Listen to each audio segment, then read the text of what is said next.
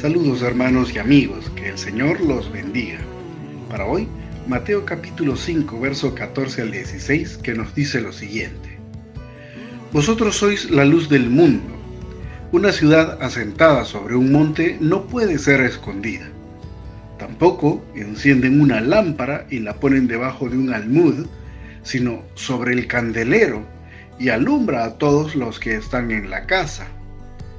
Así alumbre vuestra luz delante de los hombres, de forma que vean vuestras buenas obras y glorifiquen a vuestro Padre que está en los cielos.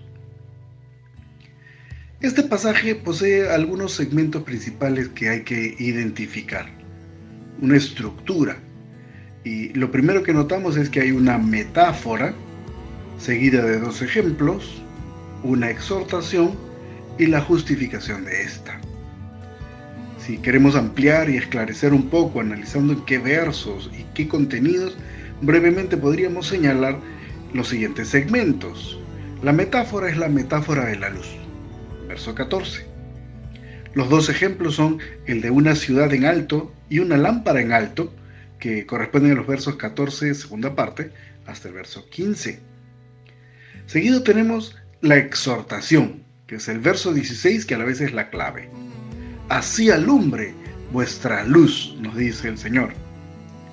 Y el propósito de la exhortación se encuentra cuando se pone énfasis en que Dios sea glorificado. Teniendo clara esta secuencia, ahora veamos observaciones preliminares respecto a la metáfora de la luz. Enriquecemos así nuestra comprensión de la enseñanza y vamos entrando a cada una de estas secciones de la estructura. Entonces tenemos la metáfora de la luz. Ahora, si nos preguntamos qué es el hombre, una rápida respuesta podría ser que es un ser creado, una criatura biológica y compleja, podríamos decir. No obstante, si decimos que el creyente es luz, nos damos cuenta de que esto es lenguaje figurativo, ya que los creyentes no tenemos las propiedades físicas que posee la luz, por lo que la metáfora se hace evidente. El hombre, discípulo de Cristo, no es en substancia luz, pero semeja las facultades de la luz. Así como la luz disipa la oscuridad, aporta claridad, se irradia mejor si no tiene impedimentos opacos, el Señor semeja al discípulo con la luz, dando a entender que cumple funciones similares contra las tinieblas del pecado, contra la incredulidad, contra el desconocimiento de Dios y de su voluntad, etc. Por otra parte, esta metáfora de la luz es la que sigue a la de la sal en este mismo capítulo, por lo que generalmente son consideradas dos metáforas pareadas. El creyente es tanto luz como sal. Una tiene un impacto invisible, mientras la otra un impacto visible. Del mismo modo, se exhorta al creyente a practicar su fe públicamente, pero también en lo privado. Está implicado entonces un obrar genuino, no simulado ni aparente. Y esto se va a notar a través de toda esta nueva estructura y estos ejemplos que vamos a seguir estudiando. Pero continuando con la metáfora de la luz, podríamos decir que la Escritura nos enseña, y la tradición judía lo decía también, que Dios es luz. Y luego, el Cristo es luz, nos dice el Evangelio de Juan. También se nos dice lo mismo de Jerusalén, de Israel, etc. Pero el mensaje del Antiguo Testamento sostiene el fracaso de Israel como la luz del mundo. Al apartarse con frecuencia de la santidad, la pureza y el culto que Dios les había revelado, y seguir influencias paganas, la idolatría, la injusticia, etc. Vemos entonces su fracaso como luz del mundo. Y teniendo en cuenta esto, resuena de modo más profundo que el Mesías llamara a su audiencia la luz de este mundo. entendiendo que su audiencia primaria era en ese momento el pueblo judío y que Mateo le está escribiendo a judíos, no es extrañar que la exhortación de ser la luz del mundo fuera un recordatorio del deber de ser un referente de la verdadera fe para la humanidad. Se trata del remanente de Israel que sí cree en él y se adhiere a sus preceptos. El Israel convertido es llamado a ser una lumbrera para un mundo que debe aprender de él. Ahora, sin embargo, consideramos que esta es una alerta a todos los creyentes de todos los tiempos, el Israel espiritual, una alerta y llamado a cumplir con dicha responsabilidad. Todos los creyentes somos la luz del mundo, nos dice esta metáfora. Y así, en este primer análisis entonces vamos distinguiendo las ideas de un bien obrar de los creyentes que se alinee por fin con la voluntad del Padre. Y esto desde los ámbitos más íntimos hasta los más públicos, desde el campo de lo más secreto hasta lo más evidente y lo más visible. A su vez, esta idea de ser luz y sal supone que el creyente sea un claro referente vivo de lo que Dios espera de la humanidad. Es como si se dijera que, aún sin leer las Escrituras, los observadores pudieran distinguir el modo de vida que Dios requiere y sus beneficios, porque lo podrían ver claramente en la conducta de su pueblo escogido. Si alguien quiere entender qué espera Dios del hombre, vea a un creyente genuino y lo entenderá. Bien, hemos visto entonces la primera sección, lo que vendría a ser la metáfora, y aquí encontramos algunas claves, ¿verdad? Hemos hablado de la semejanza del creyente con la luz. Hemos visto cómo luz y sal se refiere a lo afectado entre lo privado y lo público, y también hemos hablado de que el creyente es una referencia para el mundo de la voluntad de Dios. Y habiendo examinado algo del sentido que contiene esta metáfora, ahora podemos pasar a examinar otros aspectos y vamos a ir comprendiendo e interpretando paulatinamente. Hagamos ahora un breve análisis entonces de lo literario y contextual de los dos ejemplos que siguen a la metáfora de la luz del mundo. Esto es el de una ciudad y luego el de una lámpara, ¿verdad? Y no es casualidad que estén consignados juntos dos ejemplos. Cuando encontramos dos ideas unidas, por lo general vamos a notar un reforzamiento, un énfasis. Y aquí vemos que el Señor recurre a la reiteración como énfasis. La riqueza de esta formulación de ideas ayuda a ampliar, a profundizar y a enriquecer, pero también a llamar de una manera más insistente a poner en práctica lo exhortado. Entonces analizamos, por ejemplo, que existe además similitud y contraste en los dos ejemplos que el Señor ha vertido, el de la ciudad y la lámpara. Nótese, hay similitud porque nos dice en ambos ejemplos que están en altura. La ciudad está en alto, la luz está en alto. Y esto es una referencia en realidad a lo que es evidente. Y en cuanto al contraste, podemos observar lo externo, público y visible de la ciudad contra lo interior, privado de la luz del hogar, de esa lámpara. Y entonces también podríamos inferir que hay un contraste entre lo público y lo privado. Pero no es un contraste por descarte, sino complementario.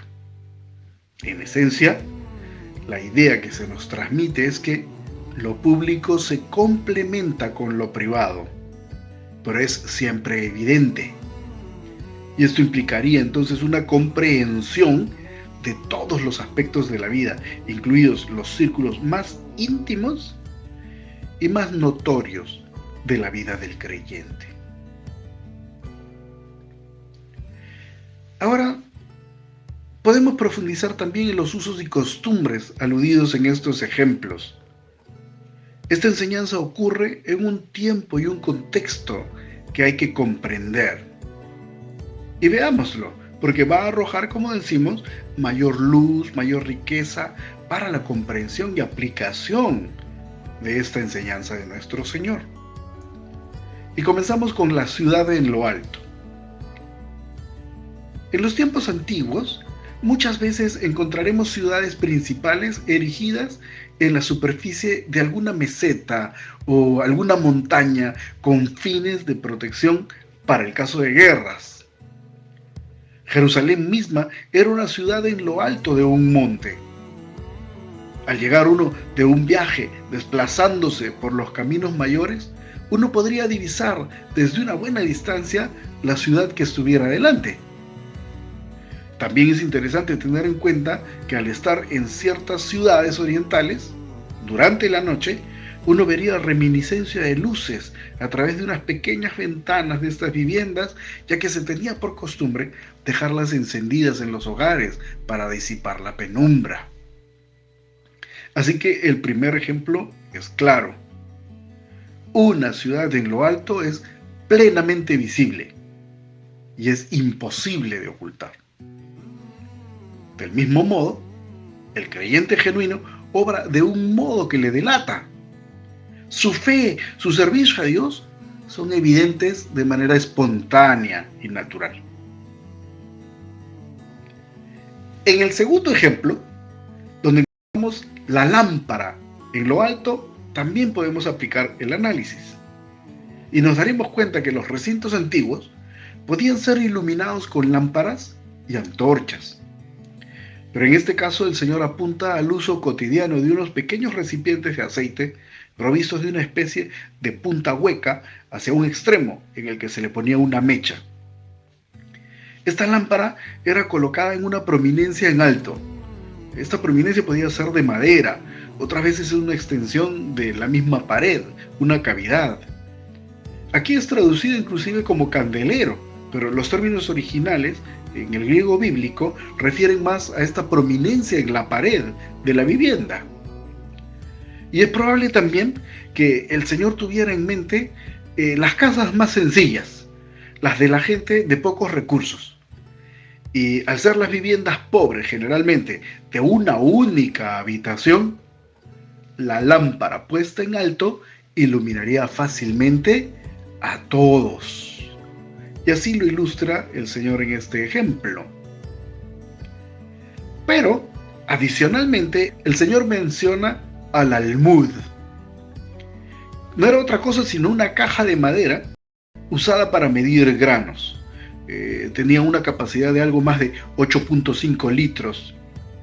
Y algunos refieren a la práctica de cubrir la lámpara con esta caja cuando ya no se requería la luz.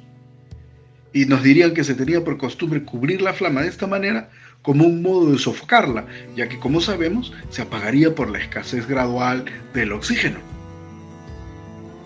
Pero por su parte, Oswald Sanders nos dice que en esos tiempos se cubrían las brasas para conservarlas encendidas hasta requerirlas nuevamente, en una época donde no existían los palitos de fósforo, los cerillos, y encender la flama no era tan simple.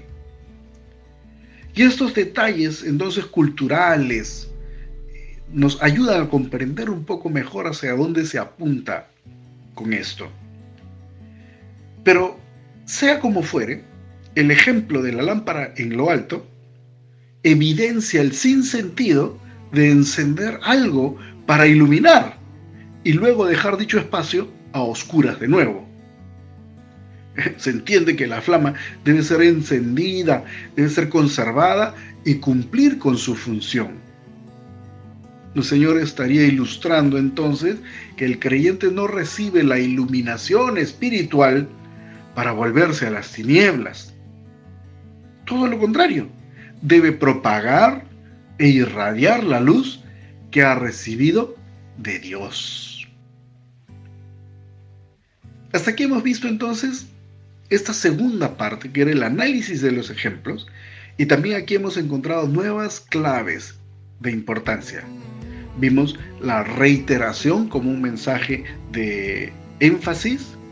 Hemos visto que estos dos ejemplos proveen tanto similitud como contraste, y también que todo esto apunta a ese énfasis en ser evidente luz para el mundo. Y bueno, hasta acá hemos analizado también los dos primeros elementos de esta enseñanza. En los primeros versos encontrábamos la metáfora de la luz y los dos ejemplos esclarecedores que el Señor impartió. Y ahora debemos prestar atención a la tercera parte de esta estructura, la exhortación misma.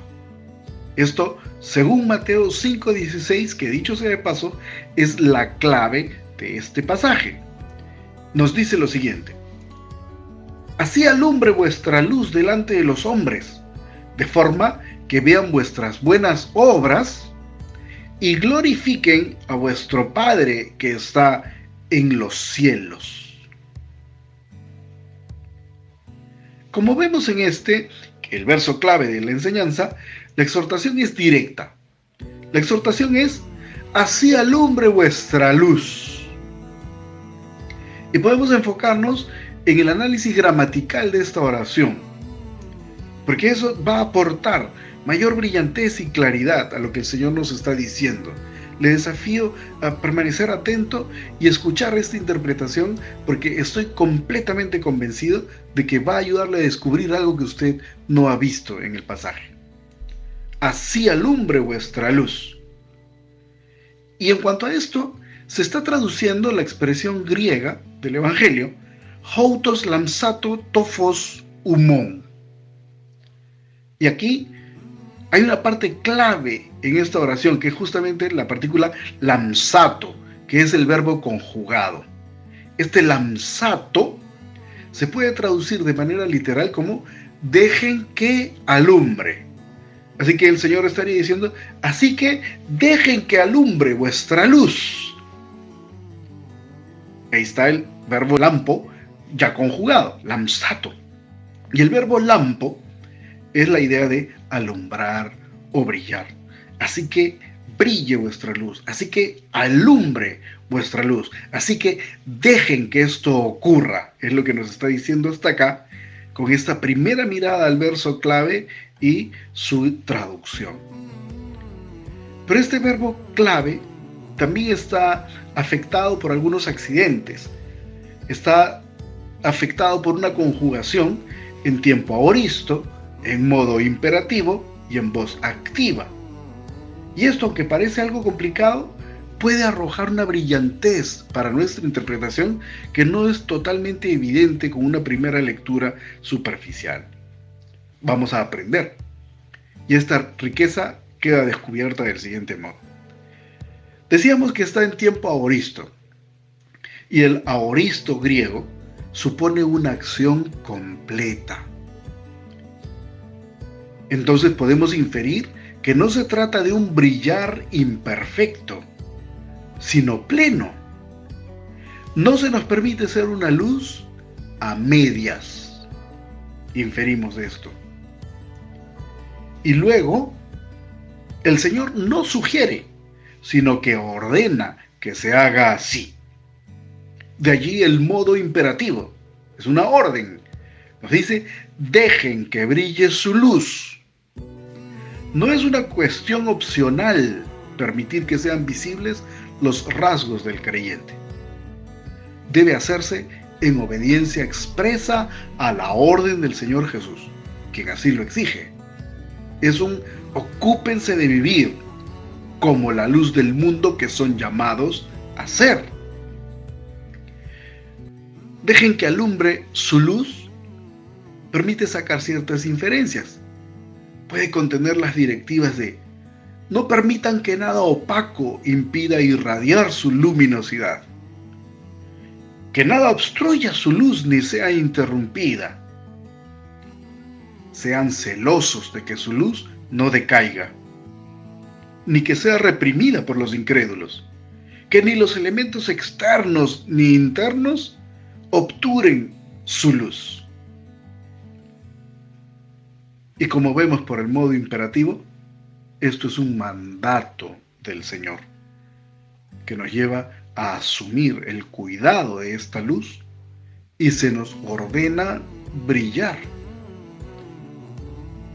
¿Va notando la importancia del análisis del griego en este sentido? Muy bien, pero hemos visto solamente el tiempo y el modo. Nos faltaba la voz y habíamos dicho que es la voz activa. Al tratarse de la voz activa, esto supone una acción voluntaria. Contrasta con la voz pasiva, que es donde uno sufre la acción o algo sale de manera espontánea sin tomar la iniciativa. Pero en este caso nos está indicando que el verbo está puesto en la voz activa y supone entonces la acción voluntaria en la que el sujeto toma la decisión determinada de actuar, por lo que es un llamado a la acción. El creyente no actúa por casualidad, hace las cosas intencionalmente, de modo que la luz que tiene brille. Es un avivar el destello responsablemente y con determinación de hacerlo. El creyente brillará así, de manera espontánea, como nos han ilustrado bien los ejemplos propuestos, pero no se trata de una situación inconsciente. El creyente debe estar consciente de su deber y actuar en consecuencia, iluminando, decidiendo permanentemente ser la luz para su hogar y el mundo como pueblo de Dios que es. Bien, hasta aquí hemos evaluado detalles gramaticales de la expresión así alumbre vuestra luz. Pero en este trabajo de analizar la exhortación del Señor queda pendiente algo. La partícula adverbial de esta oración, la partícula así.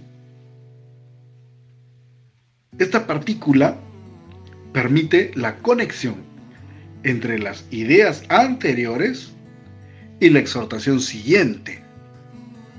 Indica que se ha venido diciendo algo y ahora viene el consecuente, pero con matices de semejanza a lo antecedente.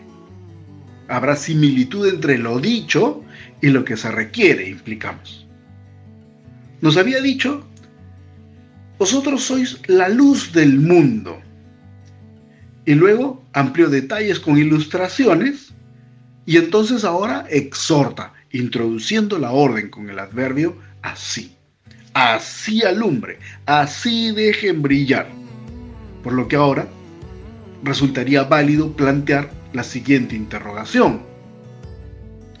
¿Así? ¿Así pero cómo?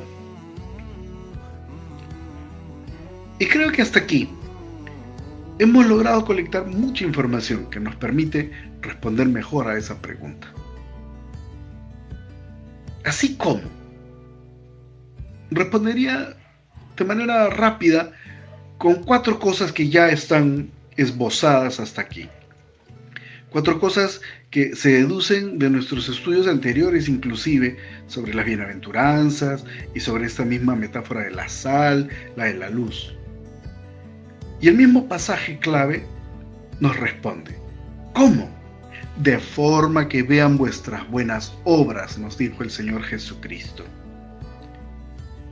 Pero también podríamos decir que según las bienaventuranzas, que han sido explicadas un poco más temprano en el discurso del mismo Señor. Luego podríamos decir: ¿cómo puedo brillar? ¿Cómo debo brillar? Y hemos considerado la potencia de la gramática en esta exhortación. Y ahí tenemos claridad también. Y como cuarto elemento podríamos considerar los aportes que nos han dado los ejemplos estudiados. Y entonces podríamos reflexionar un poco con esto, tratando de dar respuesta, enriqueciendo, ampliando estas ideas. El así. ¿Así? ¿Pero así cómo? Según el bien obrar. Esto nos decía la clave, ¿verdad? Según el bien obrar, las buenas obras. El creyente debe iluminar, debe impactar, debe influir en los demás. Y nótese, ¿a qué están aludiendo la luz la sal, la ciudad en alto y la luz encendida. ¿Y qué verso es la clave para la interpretación de esta metáfora? Hemos visto antes en nuestro estudio interpretando la metáfora de la sal, que el verso clave es el verso de Mateo 5:16. Así alumbre vuestra luz delante de los hombres, de forma que vean vuestras buenas obras y glorifiquen a vuestro Padre que está en los cielos. Esto nos da la clave para la correcta interpretación de la enseñanza que venimos sosteniendo. Se trata de las buenas obras, se trata del bien obrar del creyente, de una conducta proba de acuerdo a la voluntad de Dios. Estas metáforas y ejemplos aluden al bien obrar del creyente, en concordancia con ese sentir de Dios de cómo deben hacerse las cosas. Y entonces, si nos preguntamos, ¿así cómo? Será expresando las buenas obras que van acorde con la voluntad de Dios. También habíamos dicho que este cómo se resuelve según las bienaventuranzas. Se nos exhorta a vivir una vida santa acorde con la moral, con la ética, con la santidad propia del reino de Dios, con la voluntad de Dios, la voluntad del Cristo. Y esto implica no perder de vista la enseñanza completa de todo este discurso. El discurso inicia con el poema de las bienaventuranzas, que era una figura de anáfora que introducía diferentes virtudes. Virtudes como la humildad, la justicia, la actitud pacífica, la mansedumbre, la capacidad de sacrificio, la lealtad al Cristo, en fin. Y luego nos exhorta a ser la sal del mundo, la luz del mundo, del hogar también. Y esto tiene toda una lógica relación. Todas estas partes se hermanan y se integran para guiarnos a las buenas obras que se aluden. Estas tienen que ver con la práctica de la vida cristiana. Expresamos virtudes que están esbozadas ahí en este poema de las bienaventuranzas entonces. Y bueno, claro, estas enseñanzas no son exhaustivas. Damos por supuesto que hay muchas otras virtudes de la fe cristiana que también deben estar incluidas en este bien obrar. Bien obrar que se convierte entonces en una luz evidente.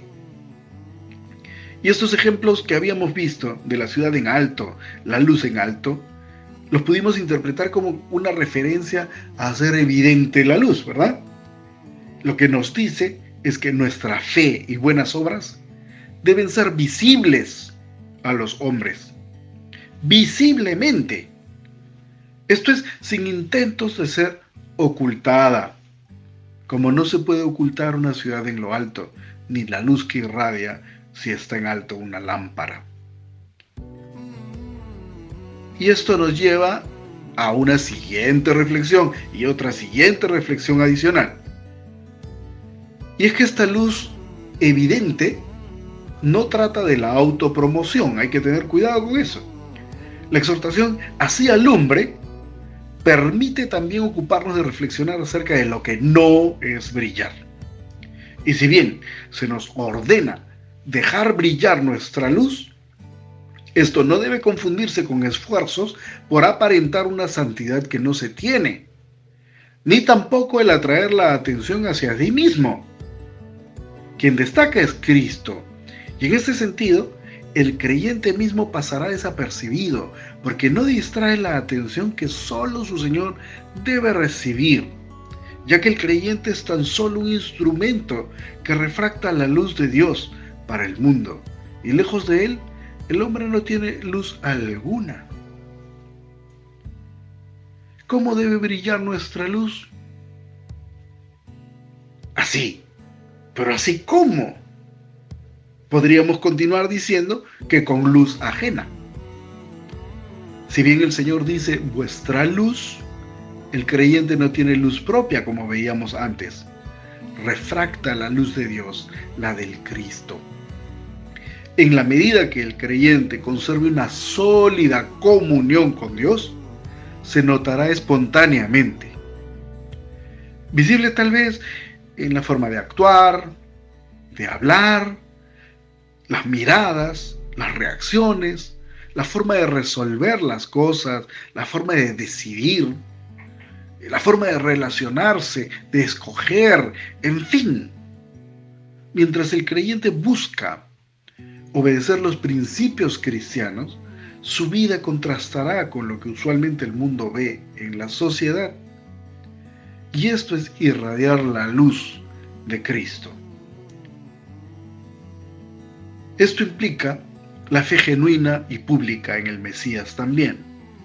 Seguir genuinamente al Mesías verdadero, vivir sus requerimientos, depositar la fe en Él como Mesías esperado de Israel, como Señor del universo, del mundo, de nuestra nación, de nuestra vida personal. El creyente no puede y no debe ser un discípulo secreto ni asolapado, sino un seguidor notorio, valiente, cargado de virtud, congruente entre la palabra y el hecho, etc. Claramente seguimos a Jesús y brillamos con una luz multimodal. Según todo lo que hemos visto hasta ahora, podríamos decir que el impacto que el Señor identifica de los creyentes en el mundo es, unas veces, espontáneo y pasivo, mientras, generalmente, voluntario y activo, no optativo, sino obligatorio, tampoco a medias, sino plenamente. Y a la vez, esta luz es pública, pero también privada, es íntima y a su vez evidente y notoria. Bien, entonces vimos en este análisis un poquito amplio de repente de la exhortación en esta estructura que habían también otras claves que son importantes de destacar, y hablábamos de la gramática, donde se nos mostró con claridad que se habla de una acción completa, obligatoria y determinada. Y por el adverbio así, nos introducíamos al cómo debemos iluminar. Y vimos entonces aspectos prácticos, doctrinales, detalles teológicos que nos ayudan a entender entonces cómo vamos a hacer la luz del mundo, cómo podemos expresar esto, ¿verdad? Pero finalmente llegamos al cuarto elemento de esta estructura: la razón de la exhortación, la justificación de esta exhortación. Y finalmente esta metáfora concluye con esta justificación del actuar que el Señor nos reclama. Nótelo en el verso clave: así alumbre vuestra luz delante de los hombres, de forma que vean vuestras buenas obras y glorifiquen a vuestro Padre que está en los cielos. Y glorifiquen a vuestro Padre que está en los cielos. Esa última frase es la que justifica el por qué debemos brillar. Cuando brillamos, Dios es alabado. Cuando brillamos, estamos glorificando a Dios, es decir, honrando a Dios, llevando a los demás a que le reconozcan. Y esto no es un detalle menor. Si uno presta la debida atención, puede tomarse como el verdadero detonante de la conducta cristiana. El hecho de que su bien obrar produzca alabanzas a Dios es un móvil, un incentivo poderoso para santificarnos a nivel personal. El creyente es entonces llamado a estar consciente del impacto que tiene su conducta respecto al honor que el Señor recibe. Es como si supiéramos que al caer en desgracia, de repente traemos el deshonor a nuestra familia. Magullamos y desprestigiamos nuestro apellido, nuestro nombre, justamente por la conducta. Del mismo modo, cuando el creyente vive en comunión con Dios y expresa la voluntad de Dios en su vida, el nombre de Dios es exaltado, reconocido y glorificado. Por eso el creyente es llamado a estar consciente del impacto que tiene su conducta respecto al honor que que el Señor recibe. Nada más cerca a esto que el verso de Romanos 2:24, que dice: porque como está escrito, el nombre de Dios es blasfemado entre los gentiles por causa de vosotros. En ese verso Pablo reprendía la conducta inmoral que lleva a la deshonra del Señor y contrasta con lo que el Señor nos está exigiendo. Al ser luz, Dios es honrado. La conducta del creyente puede entonces tener una reacción favorable hacia el culto que se rinde a Dios. Y es que el bien obrar del creyente deberá volver a los escogidos hacia Dios. Pudieran virar en dirección a Él a causa del testimonio de vida del creyente y su labor evangelística. Miren, si la gente recibe el Evangelio, concluye adorando al Salvador y Dios es glorificado. La gente que valore la santidad, la conducta proba, alabará esto. Y sabiendo que la conducta del creyente procede de la fe, reconocerá la bondad y buena guía del Dios que la fomenta y le exige de sus súbditos. Por otro lado, casi podríamos imaginar la exclamación de quienes fueran testigos del cambio que Dios produce en la vida de los pecadores. Bendito sea Dios que cambia la vida de los perdidos. Una alabanza de reconocimiento. Entonces, evidenciar un cambio de vida produciría el asombro de quienes nos vieron perdidos en el pecado y honrarían a Dios por ello, nos dice el Señor. Por esto, que alumbre nuestra luz, que vean nuestras buenas obras y honren a Dios. Así alumbre vuestra luz delante de los hombres, de forma que vean vuestras buenas obras y glorifiquen a vuestro Padre que está en los cielos. Concluyo entonces. El Señor nos ha exhortado a asemejar las propiedades de la sal y de la luz con dos metáforas que venimos estudiando detenidamente. Al ocuparnos del segmento de Mateo capítulo 5 versos 14 al 16, encontrábamos un esquema. La metáfora de la luz, los ejemplos de la ciudad y la lámpara en alto, la exhortación a alumbrar y el móvil principal de ello, que es que Dios reciba los honores por nuestro santo andar. Y usando el esquema inicial y los descubrimientos del análisis hecho, aprendimos que la metáfora de la luz es en realidad una referencia a ser visibles, genuinos creyentes. Supone inclusive que como pueblo de Dios acertemos donde Israel fracasaba.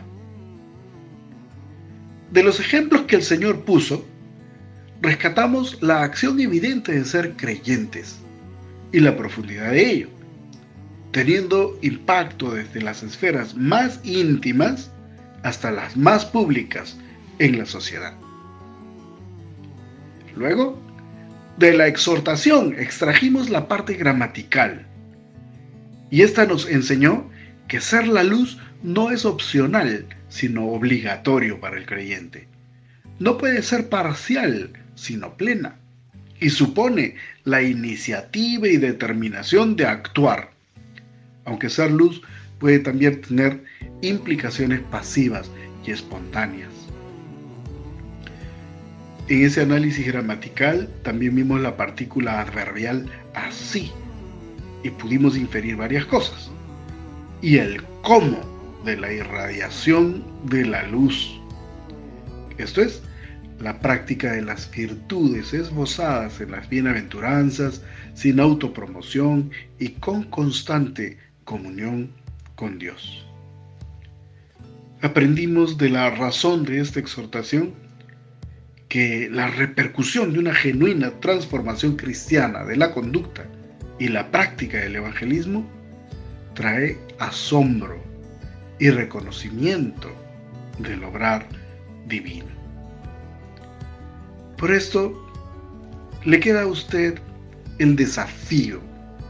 No solo se trata de que hagamos un análisis teórico de todos estos pasajes, que entendemos que se han abierto a nuestra mirada de manera que podemos comprender con más profundidad lo que implica esta exhortación tan sencilla, pero a la vez compleja. Nos lleva finalmente a un buscar cómo aterrizarlo a nuestra vida personal. Le exhorta a usted a asumir el desafío, el reto de la santificación. Y por esto, seamos genuinos creyentes, activos maestros de fe, demos buen testimonio de congruencia, seamos un dechado de virtudes cristianas, evidenciemos el cambio hecho por el Señor en nuestras vidas y en consecuencia que Dios sea alabado a causa de su obrar en nosotros. Medite en los siguientes desafíos. Bien obre. Ejercítese en la práctica de las virtudes señaladas en las bienaventuranzas. Sea auténtico en su fe. Actúe brillando. Que la práctica de la misericordia, la predicación del Evangelio, la vida de adoración, el servicio a nuestra sociedad, etc., sean virtudes naturales. En esencia, la práctica sincera del amor a Dios y a los semejantes sea la norma de vida. Viva de tal modo que la gente reconozca la sabiduría y beneficio de vivir la fe, cuando reconozcan el cambio que usted, la paz que experimentamos, la armonía familiar en que vivimos, la entereza que tenemos en la adversidad, la esperanza, el cambio que obra, la regeneración y conversión en cada uno de nosotros, en fin, seamos la luz y la sal de la tierra. ¿Lo hará usted así? Así alumbre vuestra luz delante de los hombres, de forma que vean vuestras buenas obras y glorifiquen a vuestro Padre que está en los cielos. Oramos. Gracias, Señor, por este pasaje precioso, por la profundidad de detalles de una sección tan pequeña que nos exhorta a llevar una vida recta delante de ti.